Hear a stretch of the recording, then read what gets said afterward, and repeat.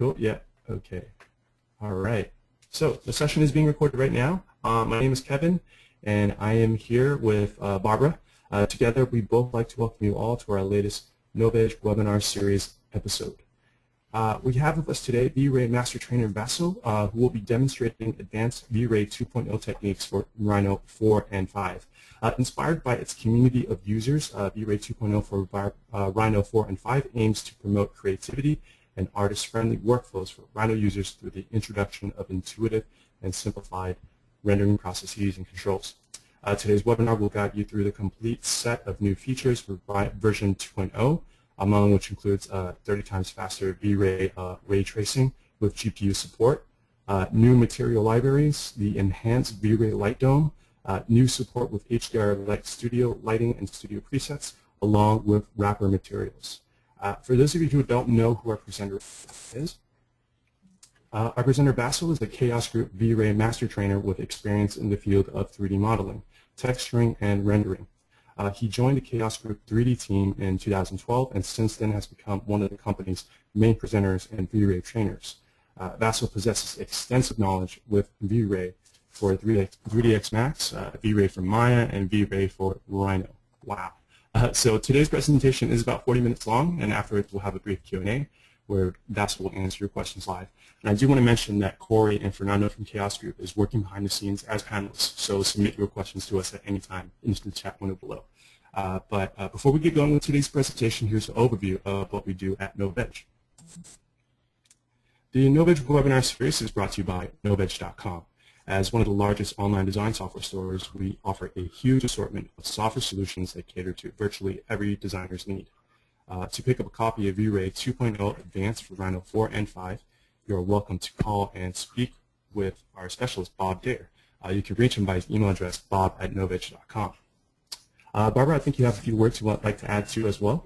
Yes, I'm here mostly to encourage you all to visit the Novedge blog to get a glimpse at who is changing the world of design one step at a time.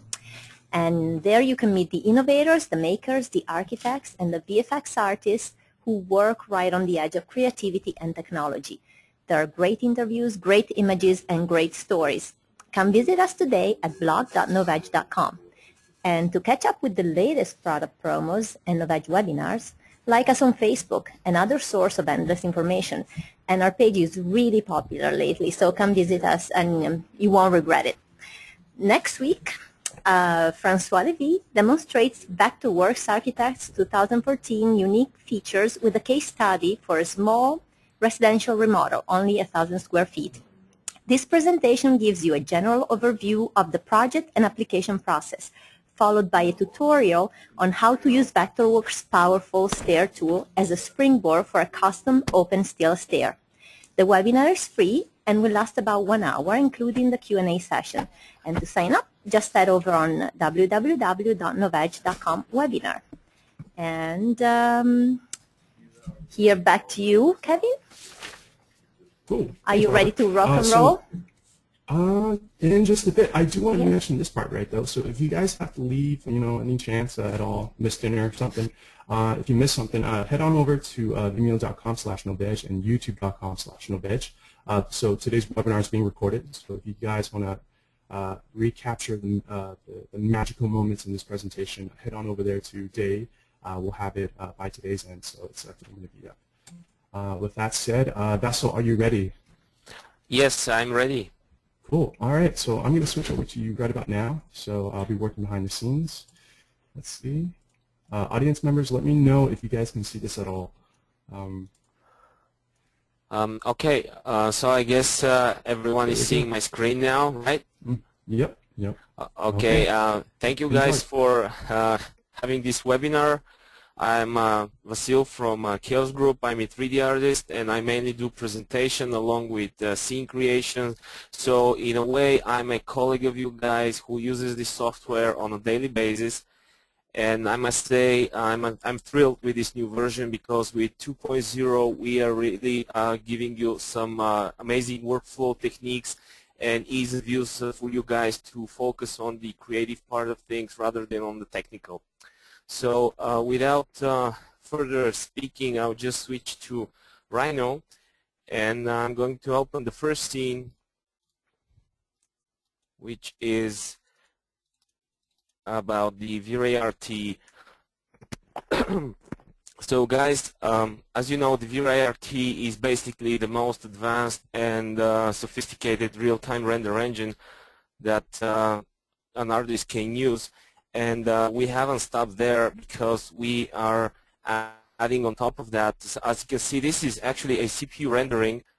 Okay, let me open the options, and you can see that I'm rendering with RT CPU, but we have added also the functionality to render with GPUs.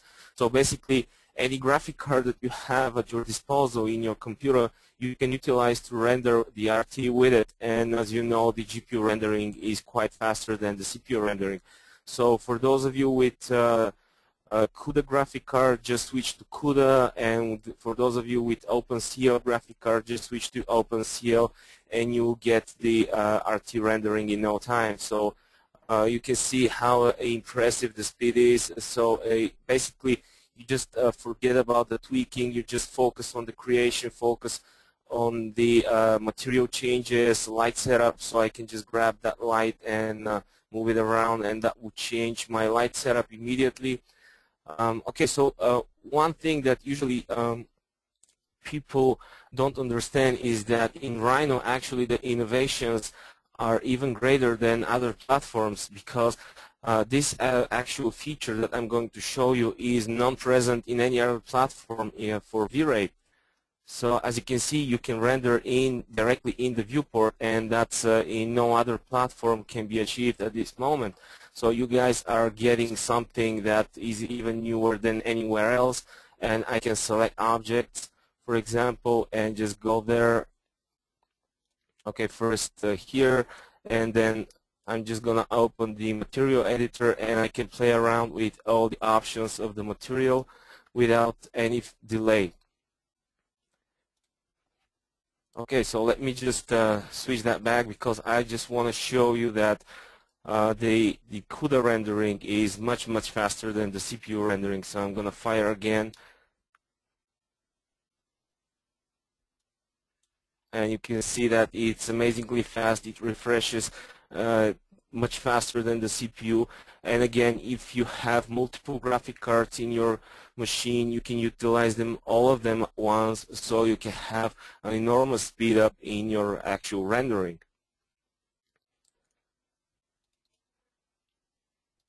Okay, so the next scene, bear in mind that most of this presentation will be made with the RT rendering. Only a few of the scenes will actually be created and rendered with the production render, and I'm going to show you the reason why. So with this scene here, actually I wanted to demonstrate you the new thing that is becoming more and more of a standard for all VRay platforms. Now this is again something that was present in Rhino before all other platforms, is the actual exchange of materials. So basically from now on I can just, okay, let me just open the frame buffer. I have rendered that image so you guys can see it. So here it is. Now bear in mind that image has a lot of materials with textures, and let's say you get the models from 3ds Max, Maya, or other platform, and before it arrived it had all the materials applied, but during the importing of the geometry you lost all the materials. But from now on you can have material libraries, you can save and load materials from other platforms or from the same Rhino platform. So basically I can just come here and select the material or all the materials and click here and save material. Now in any way I have done that already, and I'm going to show you the folder with the materials. So here are the materials for the snowboard, and all these materials are actually present here in the scene. And what I'm going to do, I'm going to open an empty scene, the same one but just without the materials applied. Okay, just give me a moment guys to open the correct scene actually. So here it is.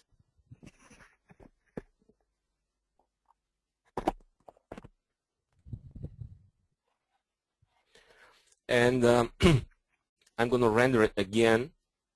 So you can see that it's pretty much the same scene, actually exactly the same scene, but without the materials. So now, and keep in mind that I'm rendering with the, oh actually I'm not now, but I'm going to switch to GPU because it's faster.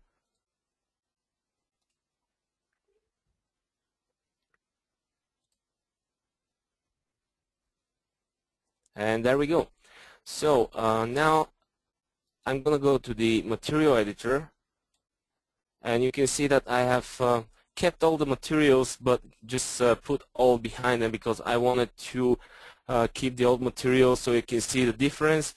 And now what I'll do is just click and load material collection. Now I can load them one by one by clicking load material, but I can load the entire collection by simply clicking there and finding the folder,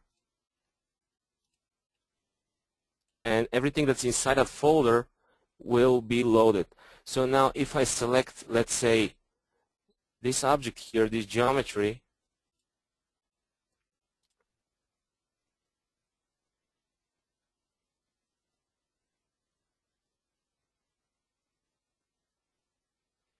okay, so I'm selecting it, and I just go to the new material and click apply to selection. And you see that it just applied to the correct geometry, and since this material was created on that geometry just on different file, on different different platform, it applies in the exact the same way because VRay materials are all the same. Okay, so again I'm going to select this one, select this geometry, and then apply the new material which came from my hard drive.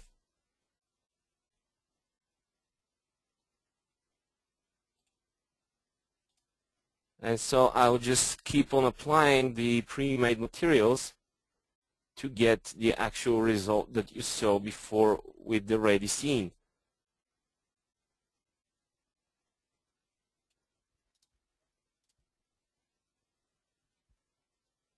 So you can see that it is extremely convenient to work in a team. So let's say one creates the shaders and another one lights the actual scene, and that can pretty much guys save you a lot of time to instead of just recreating, reapplying all the texture slots and everything. So that can save you a lot of time, and that can, you know, push you to focus more on the creative thing rather than on just tweaking, okay, what was the glossy parameter here or something else. So I guess this is something that has been present in Rhino for a long time, but I'm not sure how many people use it, but I actually use it on a daily basis. I've created a bunch of libraries myself for different projects, for different purposes, with different values just to experiment and have all these on my hard drive, on my computer,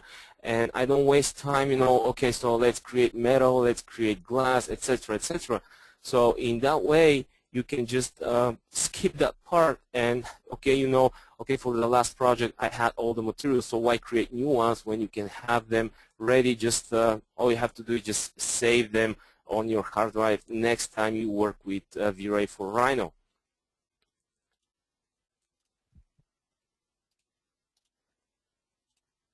So you can see that one by one I'm applying them, and I'm getting there where the final image should look like. And I'm gonna stop here now because I think you know the final result will be actually. So let me open again the scene with the final result.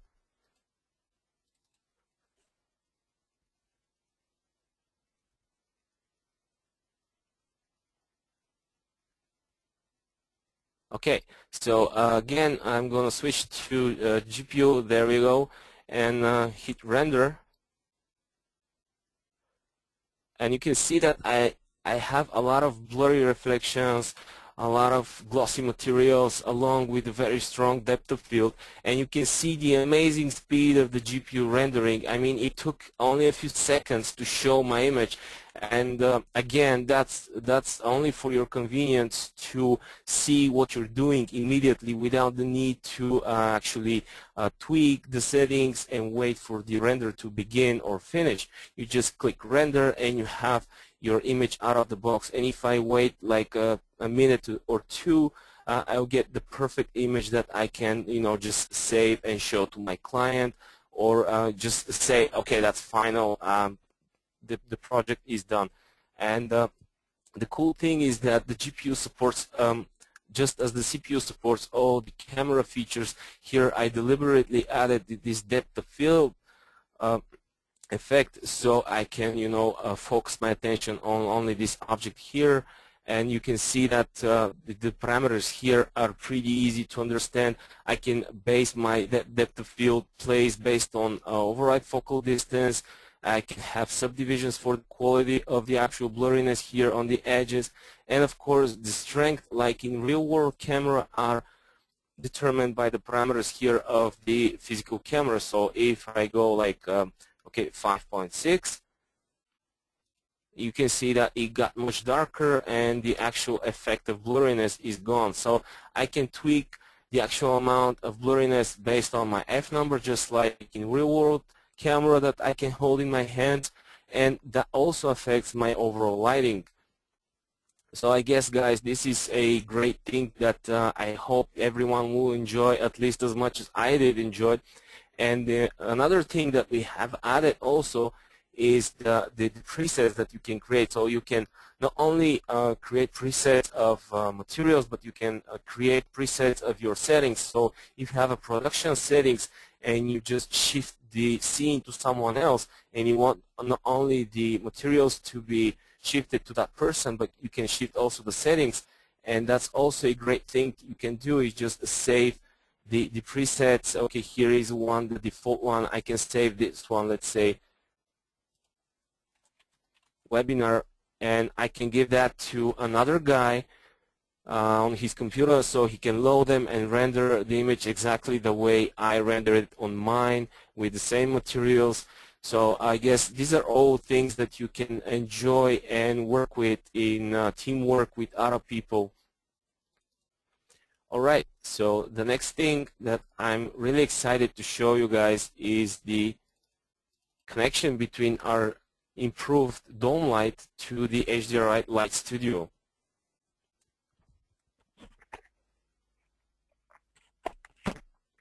Okay, so let's say you're done with the shading and the materials are being imported or being created. That really doesn't matter. So I'm just going to switch to this view.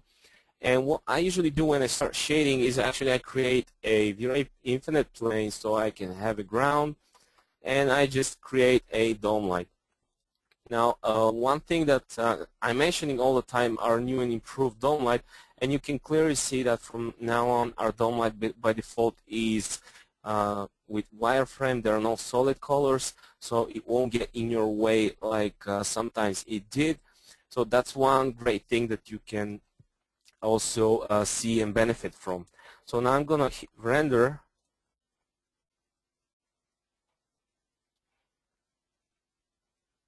And you can see I'm already having a scene, but the lighting is pretty flat and not interesting. And usually to get more dramatic lighting, more highlights on your models, what you can do is just create some area lights and position them and get something cool out of your scene.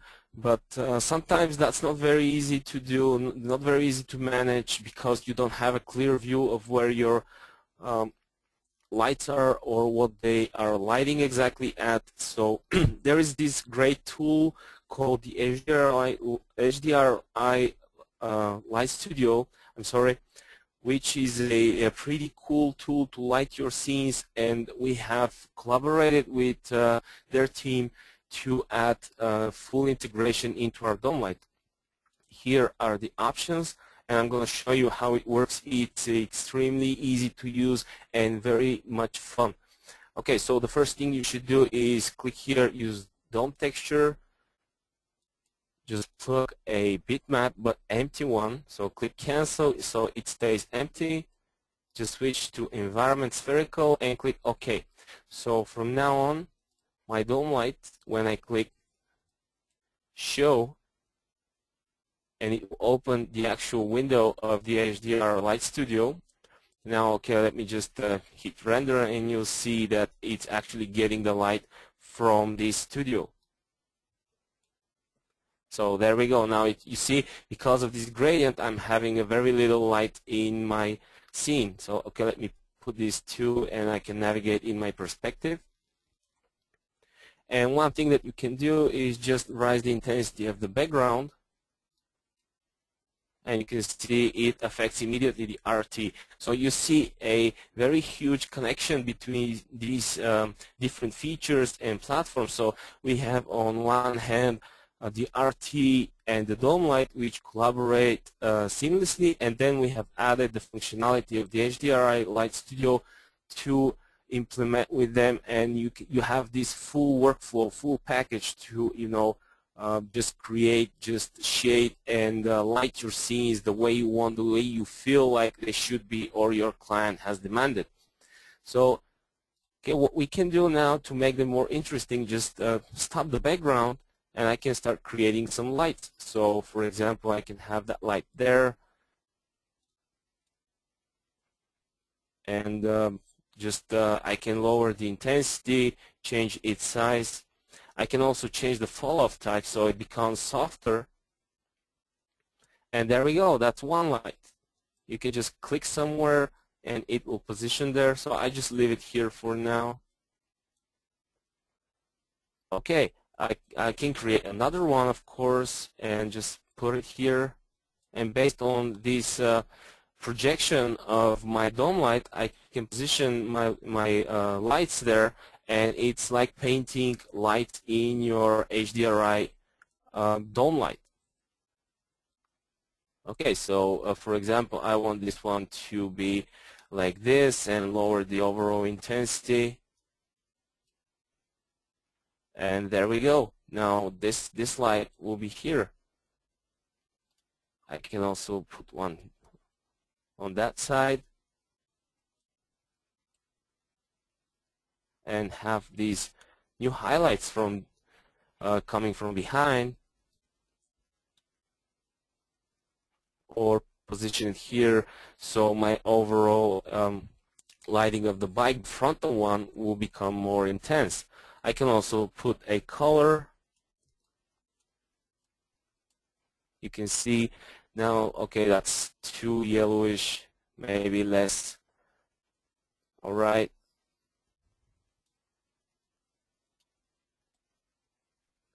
I can also put different shapes, and the cool thing is that afterwards, once you're done with your lighting and shading, you can just click render, and that will bake, depending on the resolution that you want, a fully 32-bit EXR image or maybe HDRI image. So you can have that put and save it on the hard drive, and again just give to someone else to render with it. So this is not like something that's locked only to this computer or this project here on this computer. Okay, another thing that I can do is have a background. Actually, it's here. Have a background HDRI image. So if I browse and let's say I get another one from here. Okay, and now it's mixed along. Now, okay, let me just turn it on. Now you can see it's mixed along with my lights that I just put. So I can have different mixes. I can lower the brightness so it's not that strong. So there we go. And again, I can just click render and bake that. And once I close it, it's not like I'm losing the actual setup. So I can just, again, just go to my dome light. Just click show. And again, it's there. So if I save that and send the file to someone else with HDR Light Studio, he can open it and continue working on it without even this being baked. So this goes along with the project also. So I guess this is also a great feature that we added, that its sole purpose is to help you guys in achieving better results in less time, so you don't waste time in you know, positioning tediously lights and playing with their parameters. Okay, so now this one is actually something that people are not using so often, and that's why I like to demonstrate, because it's a great technique to actually light your scenes, whether it's product design or architectural visualization like this one. So for example, to start visualizing that, I usually go again with a dome light and just create it. And okay, so I'm just gonna hit render, and you can see that all the time I'm using the RT. I'm not touching the production for now, because the RT has evolved so much that it actually does a lot of things for me that are very convenient, like seeing everything on the fly, changing everything in real time. So again, that's something that other way of rendering simply cannot do for me. Okay, so this again is a pretty flash lighting, which I would like to change. And what I can do is I can plug again an HDR image,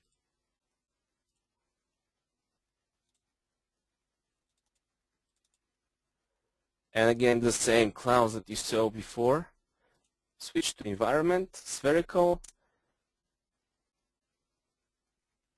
and there we go. Now we have a pretty cool mood and lighting. But what if I want my clouds to be darker, you know, my environment in the background to be darker, and still rise the overall intensity of the light? If I change something here, it will definitely affect everything, along with my reflection, my overall lighting, and what I'm seeing in the background. So what I can do actually is I can create a second dome light. Okay, and plug the same texture here.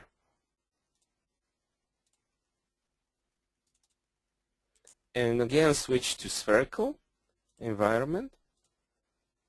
And as you can see, nothing changed actually, because they overlap. One is kind of overlapping the other. But what I can do now is I can select, let's say, the first one, and tell it to be invisible, and also tell it that I only want it to affect the diffuse, or in other words, to affect only the light without the reflections and without actually being visible. So what I will do to the second one, again, say, okay, invisible, I don't want you to be visible. This time affect the reflections and the refractions. And now I'm going to create a third one. Okay, and again I'm going to plug the same texture, because I want my lighting and my reflections to be quite realistic to what I'm seeing in the viewport and in the render, of course. So again, the same image here, but this time I'm going to say don't affect anything, just be visible, just be there in my rendering. So now I have completely separate control over my main settings that would affect my overall look and feel of the scene, my exterior. Whether it's exterior or a product design, something in studio setup, it really doesn't matter. That technique can be applied to each one. So let's say I want this one, the one that's responsible for what I see, to turn it around a little. So okay, let's just plug like 30 degrees rotation, and without affecting my lighting and my reflections, I just turn a little bit what I see. That's a pretty cool thing to do. So I can lower that to something to get a little darker. Okay, but I want my lighting to become a little brighter, so I can go like 2.5. And there we go. Now I have a completely separate control of my parameters. And on top of that, if I want to highlight some of my models, let's say add some more highlights to it, and my HDR is just not up to the task, let's say it doesn't have the appropriate or enough intensity, what I can do is actually add a fourth light, which is the sun. All you have to do is just try and find the same position where the dome light, the HDR light is actually having some sort of sun or actual sun. And in this case, it's somewhere here, I guess, something like this. And just position it. And there we go. Now I have highlights. And it's not intervening with my dome lights because they are overlapping. And what I can do here is just turn off the sky because I'm not using it, and just work with the sunlight, which will cast some sharp shadows, which I can of course change by changing the size. So I want more blurry shadows, so I raise the size. And since it's not matching very much that color with that color, first I will lower the brightness to something more subtle, something like that, and then I'm going to raise the turbidity, because it will give me this yellowish reddish tint in my sunlight. And so there we go. I added an extra bit of realism to my exterior by just mixing four actually lights in my scene, and none of them is intervening with the other's job. So I have complete control of my lighting. Okay, so I'm going to switch to the next scene.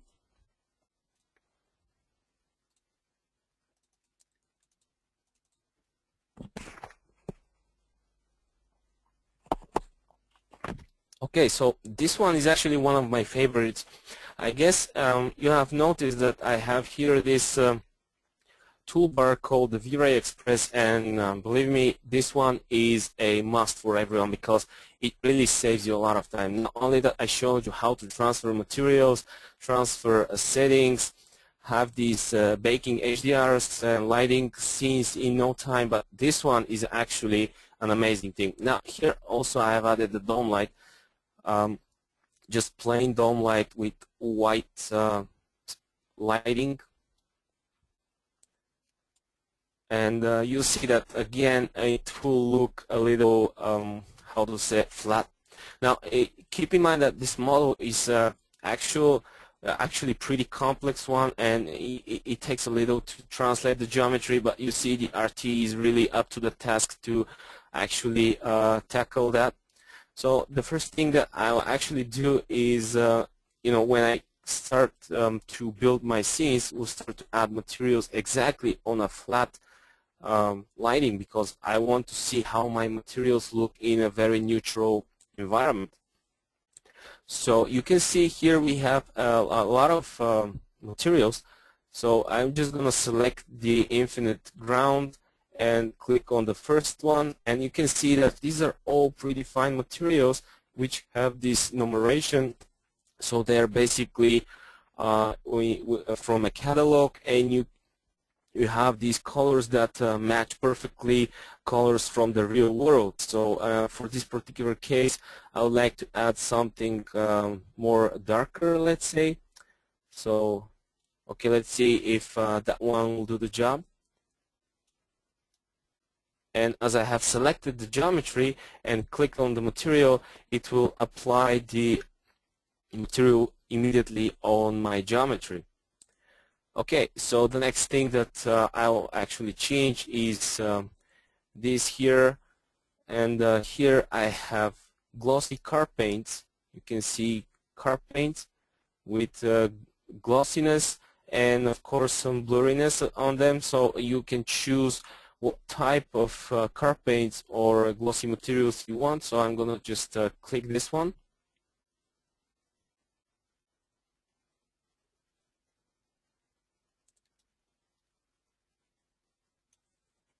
Okay, it's actually the time it takes to apply the material is because the model is very heavy. You can see that it's even difficult to navigate in the viewport, and okay, it doesn't really matter. You can see that the material is being already applied, and it looks quite nice. But again, because of the flat lighting, it looks a little not interesting. So I'm gonna select this one, and here I'll apply red this time. And okay, let me just zoom in while we wait to apply the material.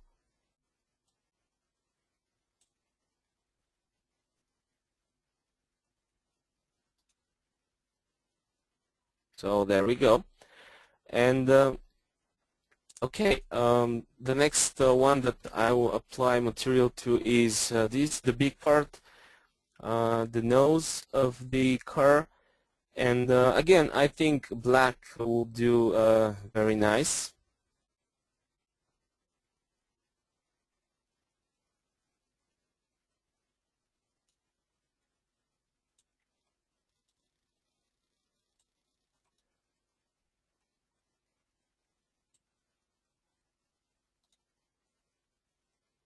Okay, here I have this which would be suited for glass material. So the glass materials are located here. As you can see, diamond dispersion, glass blurry, green glass, all sorts of glass materials that can, you know, you don't need to know how to make them. You don't need to remember, okay, how should I make diamond or rubies. You just have them here ready for you to just pick them and use them. Okay, I apply just plain glass material to that. And okay, so now we have glass applied. These ones I think would be nice if they are again red.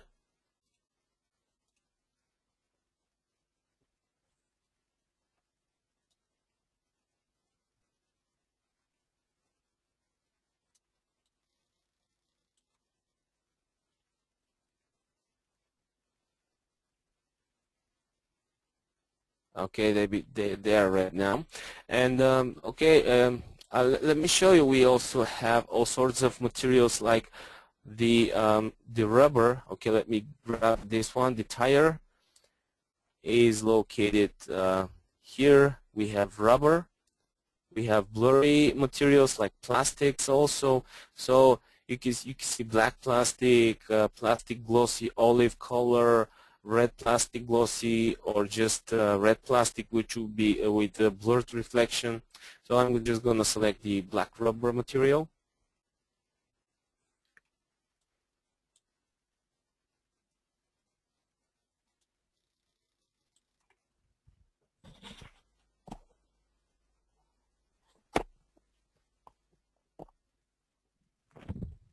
Okay, and okay, let's go to the rims, which would be some metal color, metal material actually. So you can see we have lots of materials here: aluminum, shiny aluminum, blurry aluminum, chrome, black metal. So these are all predefined metals that you can use. I actually like to add steel, stainless steel. Here it is. I think it would be nice for these rims to have the stainless steel look.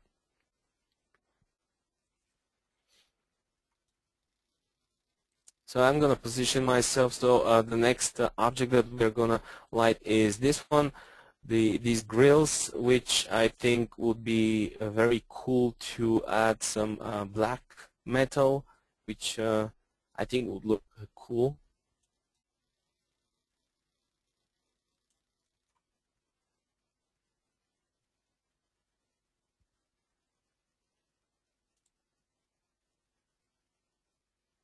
And there we go. And also, okay, let me grab the seats. We also have, okay, let me just find them because there's so many. So here are the silk cream. So these are fabrics that you can use. Velvet red. So, okay, let's make the car with velvet red seats. I think it's gonna be funky.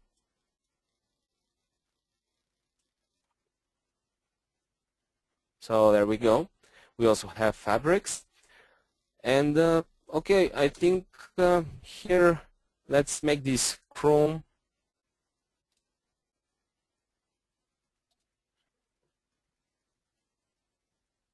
So you can see that I'm shading my scene in just a few minutes without any, tweaking, without any tedious part of that. So what next? Now, as I said, the lighting is very, very flat and dull. Okay, I think this one should be shaded also. Okay, let me just make it black. I think would look nice. So the next thing now is to add some more interesting lighting. So I will just, as soon as the material applies, okay, we'll just close that and focus my attention to that. So I'm going to just delete the dome light because I don't want that light anymore. And what I can do is just, okay, I actually should not have closed the RT, but anyway, just starting again, and instead of tweaking the materials now, I'm just going to switch to studio lighting. And okay, let's just wait a few seconds to refresh the screen.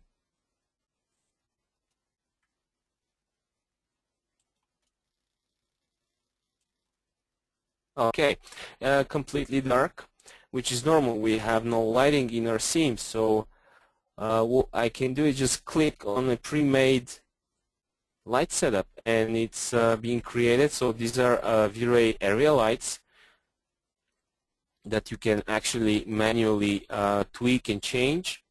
So this is extremely convenient. Again, instead of positioning lights and playing with materials, you can just have these at your disposal to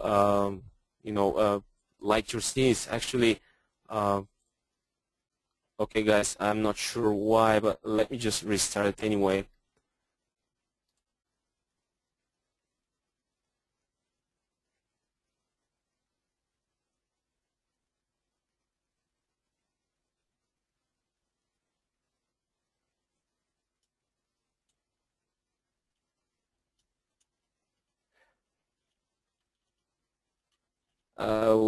There we go. I was just wondering, but as I said, the model is pretty complex, all the tire geometry, etc. But anyway, you can see that the lighting is already much more interesting. We have these highlights that show the actual shape here. The paint is really showing its glossiness, its coat layer on top of the rest of the layers, something that with the plain dome light we could not see. So you can see that without much of an effort, I managed to shade and light my scene in a very fun way. So not only that, but these area lights, I can select each one of them and go here, not only play with this one and all the other options, but I can also have, which are by default applied, softbox textures applied, so my actual lighting looks exactly like in the real world studio lighting will be. So for example, I can now change my lighting to something else. Okay, let's click Studio 3, and instead of this one, I'll have another studio applied.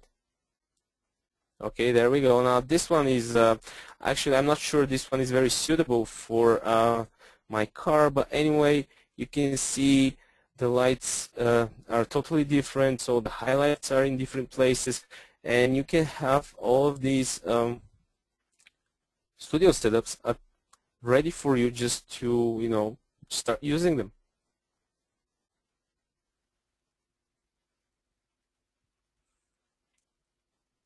Okay, now this one is actually a different one, and it's pretty nice. It actually suits very well the car. And okay, what about the backdrop, the stage? We also made studio floors for you to choose from and use. So I can now get rid of my VRay plane and just let's say add this one. And you can see it positions itself exactly at the 000, and okay, it comes without the material, so without any problem I can just go there and apply something. Okay, let's apply something else this time. Maybe this one.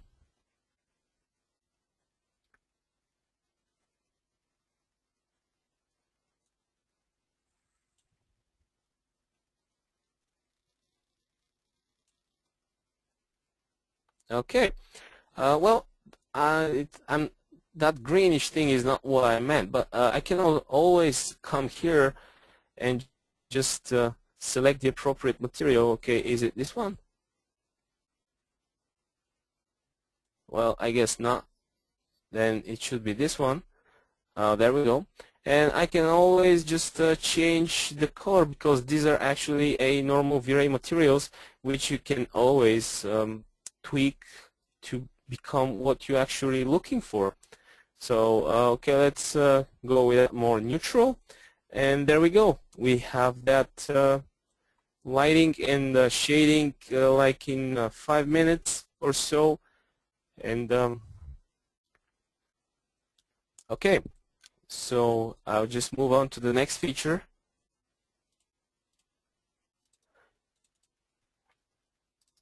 Okay, so this one is actually a great thing that usually people are always asking how to, put a CG, a computer-generated model, a scene into a real-world footage. So what I did here is actually I placed that helicopter on top of that road, which okay, let's. I have it pre-rendered actually, and here it is. So I have that helicopter that had just landed on that road, and I'm lighting this with actual HDR of that place, and I'm using a backplate to put it on top of it. But the coolest thing is not only that, because that was something that was easy to manage before, but the coolest thing now is that I also have a proper alpha channel for that. As you can see, the shadows are within the alpha, which means that I can very easily manipulate in post-production. I can do some compositing with my image and refine and tweak it so it becomes the way I want, something that was not as easy as is now in VRay for Rhino. So I'm just gonna open the empty scene and I'm gonna build it in front of you so you can see that it is extremely easy and fun to make it work like that.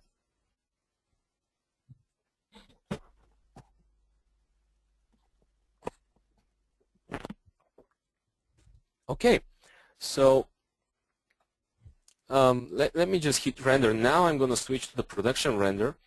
I told you guys that production render, no matter how much the RT is useful, it's a tool that you should always use, because there are functions, there is functionality that simply cannot replace the RT. So here is my helicopter. That's exactly the same scene as the previous one, only here I just removed all the settings regarding the image on the background. So the first thing that I will do is just plug the backplate in the viewport so I can see and position my models more precisely. So here is the backplate, show, and there we go. Now the next thing that I will do is just go to the material editor. So here is my material for the ground, and I'm gonna plug the same backplate, only with different mapping. Okay, again the backplate, and this time I'm gonna switch to environment, but not spherical like I was doing in the dome light, but screen, so it's projected in front of my camera. Okay, so let's do a quick render.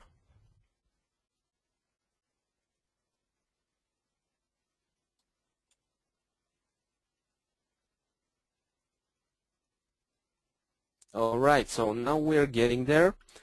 The plane is catching the shadows and it's having this texture, but the alpha is not useful for anything to do with the image after the actual rendering. and we know that we want to do that because it's much convenient to have this functionality and flexibility. Okay, so the next thing that I'll do, because as you saw here I have nothing in the background, and that's because my dome light is just a pure white dome light, and what I can do is just make it invisible, and now I would just plug the same texture, the same backplate texture here in the background slot.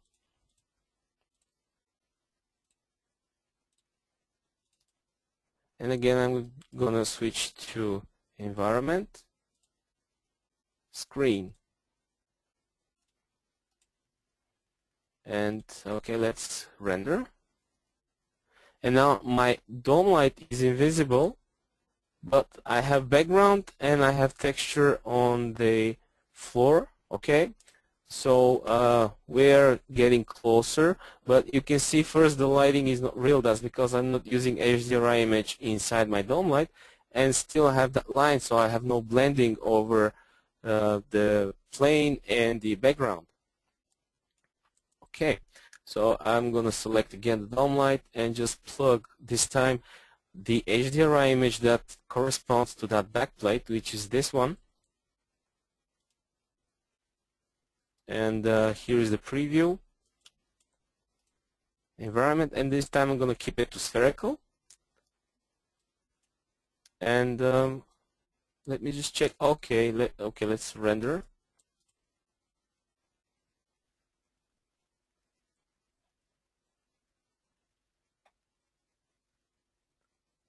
And now my lighting is matching actually the environment that I have around me. But I think it's too dark, so I'm just going to wait to finish, and I'm going to raise the intensity here to, let's say, 10.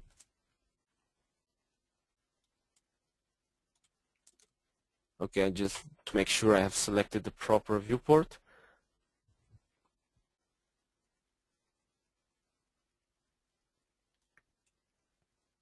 Okay, so now we are getting somewhere. Now that looks much more vivid, much more like it's actually there, but I think it's still a little too dark for the actual environment. So I'm gonna have to rise even more.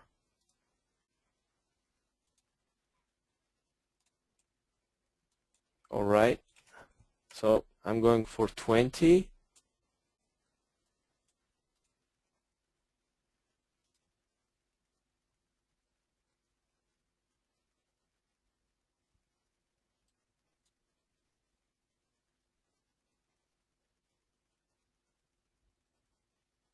Okay, so still I can refine the actual lighting and the reflections. I can do actually the same technique that I did with the exterior by having multiple dome lights for multiple purposes, but here I'm going to focus more on the fact that I think that I might have to rotate a little the texture.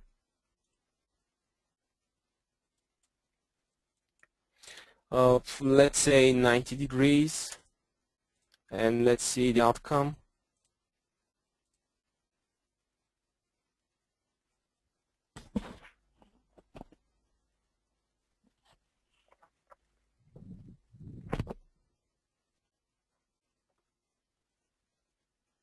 All right, so now that's even better. I have these nice reflections here and here, and my windows are reflecting the actual mountain on the background. So I'm just gonna leave it as it is for now, because I want to focus on the fact how to make it catch the shadows in the alpha. Okay, let's show the alpha. So I have the plane and the helicopter being in the alpha, which in some cases might be okay, but in this particular case it's not okay. So what I have to do is go to my material editor, and I'm going to create this material called wrapper material. Okay, and okay, let's call it mate ground. So I have made ground, and here it's actually a wrapper for a VRay material. So I'm just gonna choose the ground material, and okay, let's render.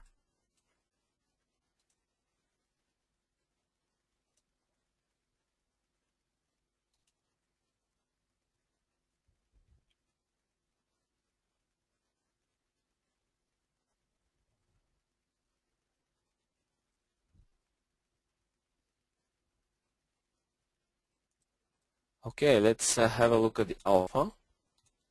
Still the same result. So I'm gonna stop it so we don't wait, and go back to that material. Now, once you apply it to the geometry, the thing you have to do, actually, I'm sorry guys, I didn't apply it, but it still will be the same result. But once you do it, you have to click Mate and Shadows and Effect Alpha.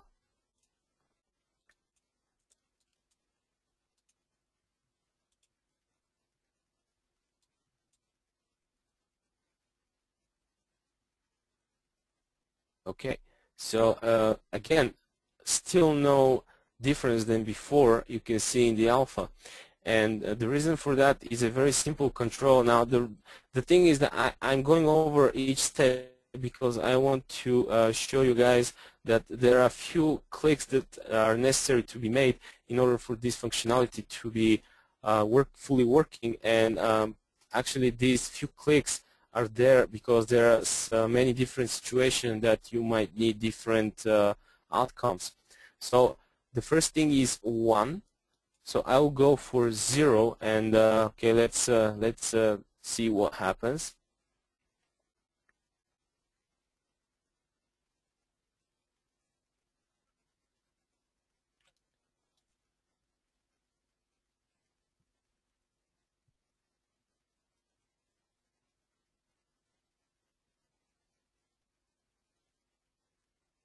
Okay, so you can see that it's the result in the RGB is the same, but the alpha is having me only the helicopter being separated, which is very good, but still I don't have the shadows and the contact, again, shadows that make the helicopter actually look realistic. So 0 means that it's going to have the alpha only on the object, but if I put -1 and click render,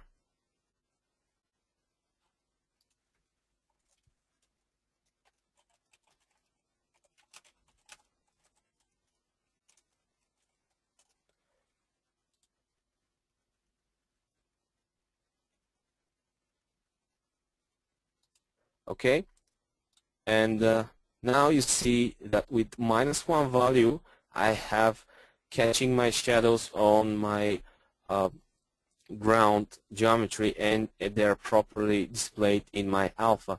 So with this setting I can have a very flexible and powerful compositing after I have done with the rendering.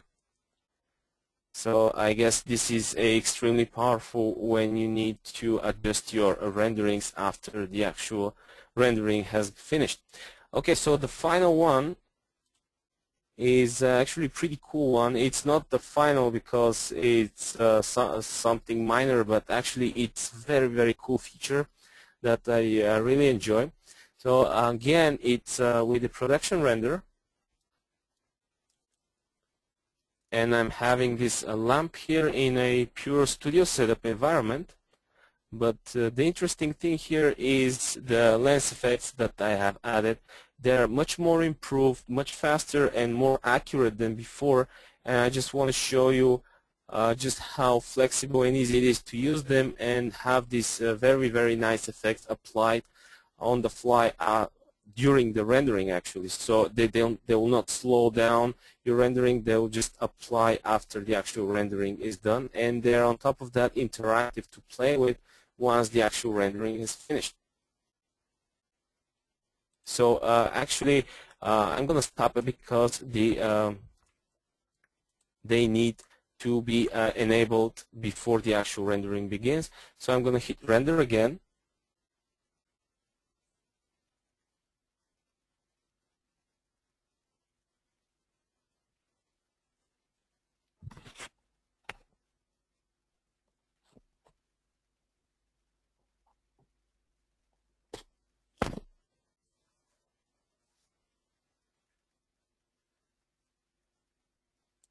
And of course, these are all effects that you can add in post in compositing software, but the convenience of having them here and applying them on the fly without even having to think about it is very, very good. Also, they can be controlled in a physical manner by the camera that's actually shooting, or from camera parameters, which of course can give additional touch to the realism of your images.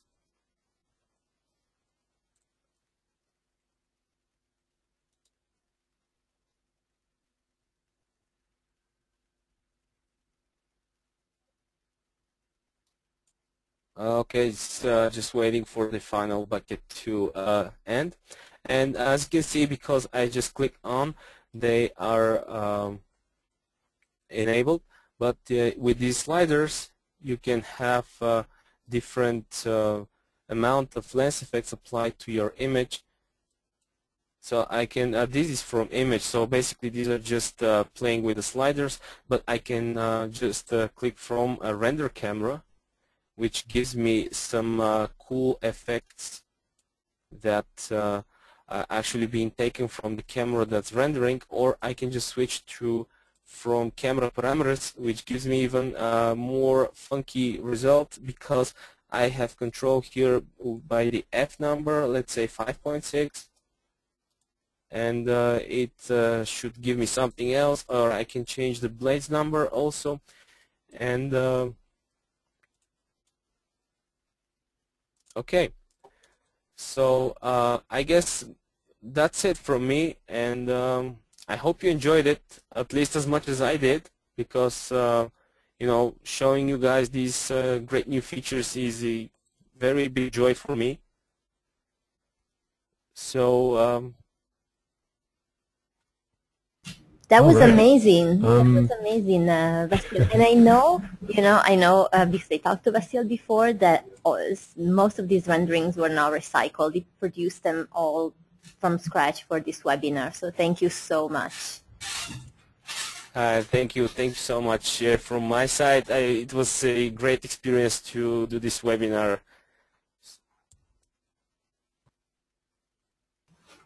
Okay.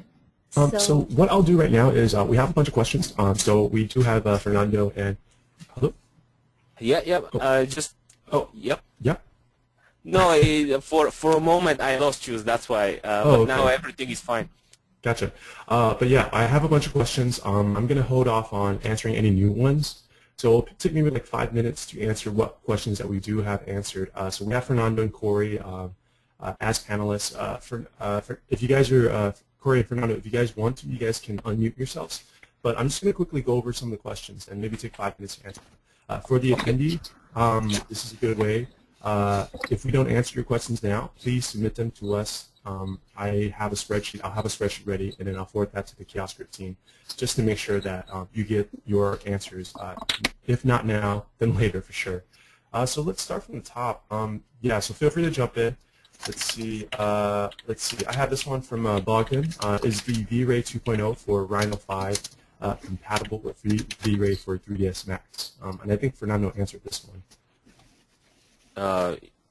Yeah, I mean, I just explained that regarding the VR meshes, let's say proxies, materials, and that sort of stuff. You can go from one platform to another. So in that way, it is compatible. And Mario has a question. Will there finally be any VRay for Rhino DVD video training for interiors and exteriors? I think, Corey, would you like to answer this one? Or Vassil? Actually, it's something that's being thought about, but unfortunately, I cannot give any further detail regarding that. But it's definitely something that we are thinking about. So who knows? Just watch what the news on our website. Cool.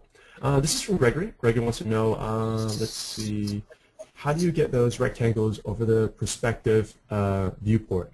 The one would show the proportion of the final rendering frame. Actually, these are from Rhino, and there is a safe frame option somewhere. Let me just check,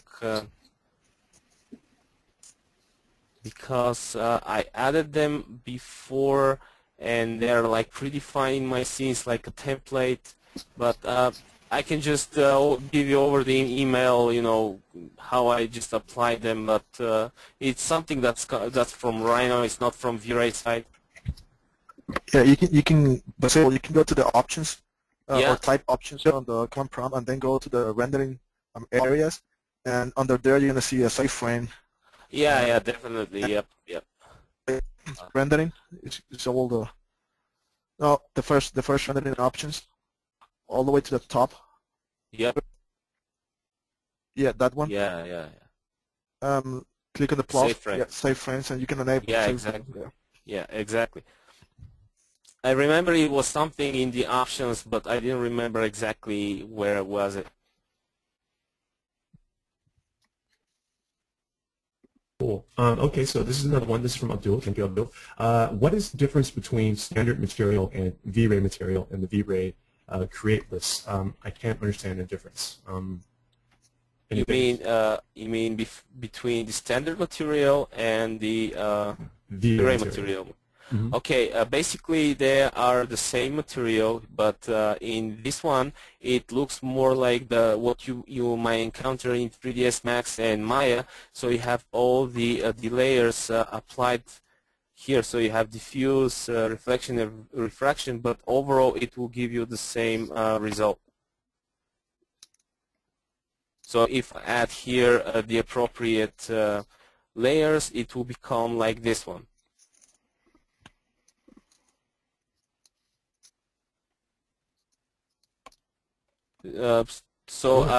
I guess it's a new thing that we would like to, you know, the reason there are do both of them, because we'd like the users of Rhino to have the same experience as the users in 3ds Max and Maya. So we're trying to, you know, blend the experience between different platforms. Cool. Okay, so speaking of different platforms, this is from Hughes. I hope I pronounced that correctly. I use both VRay for Rhino 5 and SketchUp 2013 with VRay 2.0. Will I be able to use the same materials or have one for each? Yes, definitely you will be able to switch back and forth between materials, so you'll have materials from one platform being compatible for the materials in the other platform.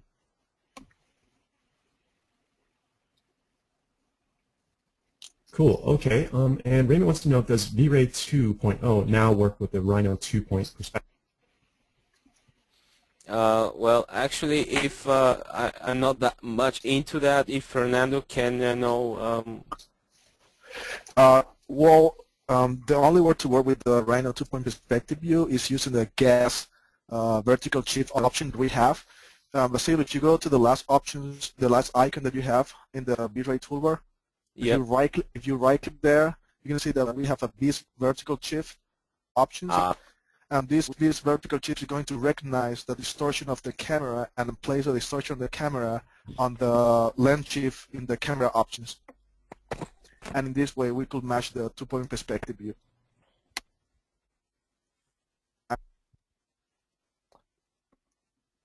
I think this also answers Jim Pak's question as well. Last one, if I may.